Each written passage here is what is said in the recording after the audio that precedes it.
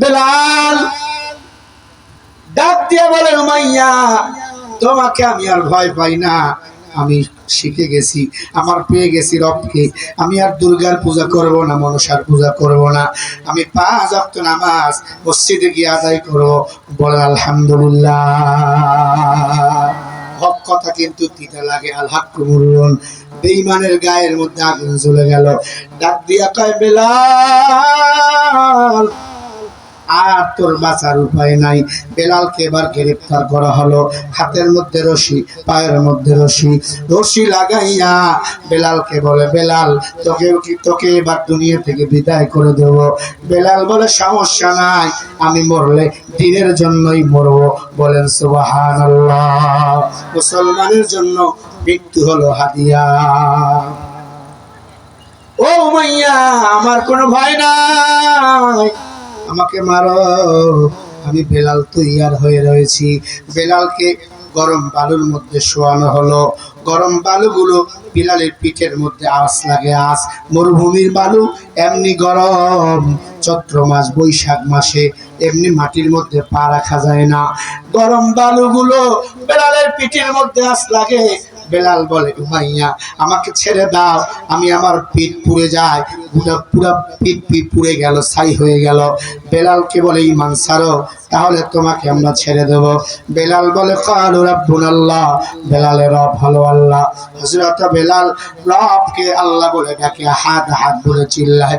হযরত বেলালকে গরম কয়লার মধ্যে শোয়ানো হলো।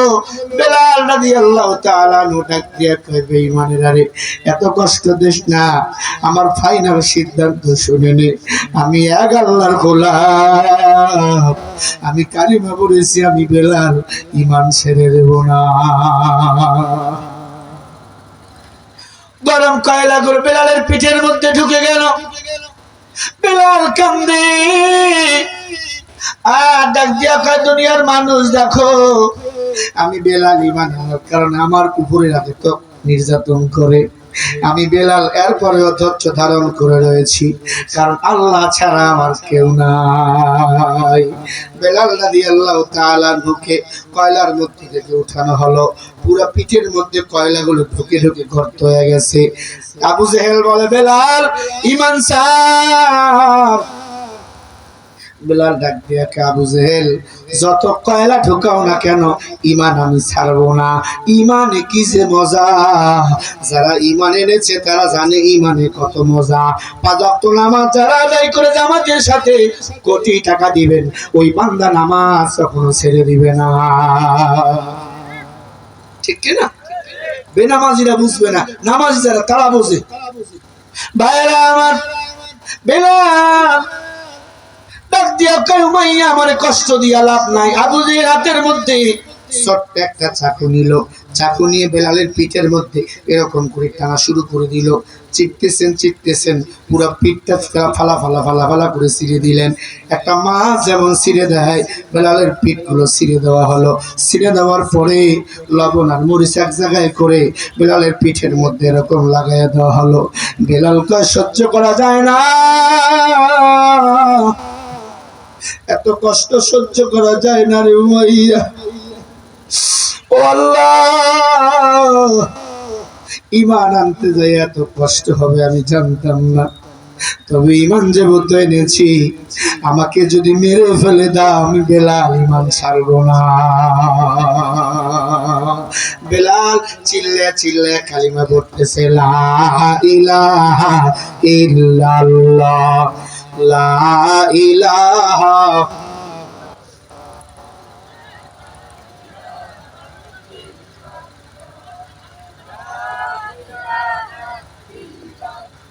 লা ইলাহা ইল্লাল্লাহ মুহাম্মাদুর রাসূলুল্লাহ সাল্লাল্লাহু আলাইহি ওয়াসাল্লাম। হযরত বেলাল ডাক দিয়ে কয়, উমাইয়া আমারে আর কষ্ট দিও না, আমি বেলাল সহ্য করতে পারি না। আবু জেহেল ডাক দিয়া বলে, যেই জিহ্বা দিয়ে আল্লাহরে ডাকে, ওই জিহ্বার মধ্যে পেরেক মেরে দে। বড় বড় কাঁটা বেলালের জিহ্বার মধ্যে ঢুকানো হলো। বেলাল জিহ্বাটা লড়াইতে পারে না, বেলালের জিহ্বাটা টান দিয়া কাঁটাগুলো ঢুকিয়ে দিল, জিহ্বাটা হা হয়ে থাকে। এরপরে আহাত আহাত আহাত আহাত। আল্লাহ একজন, আল্লাহ আমাদের কয়জন বলেন? জোরে বলেন কয়জন? আহাত আহাত করে বেলাল চিল্লায়। হযরত বেলাল ডাক দিয়া কই, মাইয়া আর আমারে কষ্ট দিও না। আবু বকর সিদ্দিক রাদিয়াল্লাহু তাআলা আনহু রাস্তা দিয়ে হেঁটে যায়। একজন ডাক দিয়ে, আবু বকর শুনছনি একজন মুসলমানকে মারতেছে উমাইয়া আবু জেহেলেরা। আবু বকর দৌড় দিয়া দেখতে গেল, গিয়া দেখে কালো মানুষ, চেহারাটা একবারে কালো, কিছুই দেখা যায় না, রক্তগুলো দিয়ে শরীরটা লাল হয়ে গেছে। ডাক দিয়া বলে, আবু বকর বলে, কি রে তোর নাম কি? বলে, আমার নাম বিলাল। তুমি কি মুসলমান হয়েছে? বলে, হ্যাঁ। কার হাতে? রাহমাতুল লিল আলামিনের হাতে। ডাক দিয়া বলে, আপনি কে? বলে, আমার নাম আবু বকর। ও, আপনার নাম শুনেছি, আপনার নাম আবু বকর। আবু বকর রাহমাতুল লিল আলামিনকে একটু গিয়া বলবেন, আমি বেলাল এখনো মরি নাই, আমি ইসলামের জন্য শাহাদাতের মৃত্যুবরণ করব, আমি বেলাল ঈমান ছেড়ে দিব না। আল্লাহর নবীর কাছে খবর চলে গেল, মুহাম্মদ রাসূলুল্লাহ সব কথা শুনে কান্না শুরু করলেন। ডাক দিয়ে বলে, ওসমান কোথায়? ওসমান। ওসমান গনিকে ডাক দিলেন, ওসমান গনি চলে আসলেন। ওসমান গনিকে বলে, ওসমান, যে কোনো কিছুর বিনিময় আমি বেলালকে আমার দেখতে চাই। সুবহানাল্লাহ বলেন। সাহাবাদের মধ্যে ওসমান ছিল সবচেয়ে বড় ধনী। মক্কার যত কাফির ছিল সবার চেয়ে ওসমান গনি ছিল ধনী। আল্লাহু আকবার বলেন। নবীজির ডাবল জামাই ওসমান। ওসমান রাদিয়াল্লাহু তাআলা আনহু দৌড় দিয়া উমাইয়ার বাড়িতে চলে গেল। উমাইয়া বাড়িতে নাই। উমাইয়া কি করছেন জানেননি? দুইটা ঘোড়ার দুই পায়ের মধ্যে বেলালের দুই পা বেঁধে দিছে, মাঝখানে একটা খেজুর গাছ রাখছে। বেলালের লজ্জা স্থানের মধ্যে জোরে একটা বাড়ি মারছে, লজ্জা স্থান ফেটে রক্তগুলো থরথর করে পড়তেছে। বেলাল সইতে পারে না, ডাক দিয়ে কে, আল্লাহ, শেষ পর্যন্ত ঈমান বুঝি রাখা যাবে না রে আল্লাহ। ও আল্লাহ, ঈমান আনতে যাই এত কষ্ট আমি বেলাল জানতাম না। তবে আল্লাহ একটা রিকোয়েস্ট করি রে আল্লাহ, আমি বেলাল ঈমানের অবস্থায় থাইকা যেন আমার মরণ হয়, আর যদি বাঁচায় রাখো রাহমাতুল লিল আলামিনের খাদেম আমাকে বানাইও। বলেন সুবহানাল্লাহ। বেহুশ হয়ে বেলাল জমিনে পড়ে আছে, 7 দিন খবর নাই। কয়দিন? সবাই মনে করলো বেলাল বুঝি মারা গেছে। আবু জেহেল পা দিয়ে লাথি মারতেছে, নিঃশ্বাস ধরতেছে, সেই নিঃশ্বাসের মধ্যে আওয়াজ হচ্ছে, আহাত আহাত আহাত। আল্লাহ একজন, জোরে কোন আল্লাহু আকবার। আপনি আমি কি এমন মার খেয়েছি? আপনি আমি কি এমন কষ্ট করেছি? আল্লাহ বলেন, রাদিয়াল্লাহু আনহুম ওয়া রাদওয়ান। সাহাবায়ে কেরাম, আমি আল্লাহর প্রতি খুশি, আমি আল্লাহ তাদের উপর খুশি। ও মুসলমান ইমানদারেরা, বেলাল রাদিয়াল্লাহু তাআলা ঢুকে এবার ডাক দিয়া কয়, বেলাল এরকম ঝুলানো হলো, এরকম ঝুলানো হলো, হাতের মধ্যে রশি, পায়ের মধ্যে রশি, রক্ত পড়তেছে, জিহ্বার মধ্যে পেরেক মারা।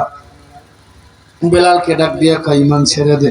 বেলাল বলে, আহাদুন সামাদ লাম ইয়ালিদ ওয়া লাম ইউলাদ। আমি বেলাল এক আল্লাহর গোলাম, আমি বেলালকে আর তোমরা ঈমান ছাড়াতে পারবা না। আমাকে তো মেরেই ফেলেছিলা, আমার আল্লাহ আমার মরা জীবনটাকে ভিক্ষা দিয়েছে। আল্লাহু আকবার। হযরত বেলাল কাঁদতেছেন, ওমর সময় ওসমান রাদিয়াল্লাহু তাআলা আনহু হাজির। ডাক দিয়া কয়, উমাইয়া, আমি বেলালকে কিনতে চাই, কত নিবা? আবু জেহেল বলল না, বেলালকে বিক্রি করব না। উমাইয়া বলল কেন বিক্রি করব না?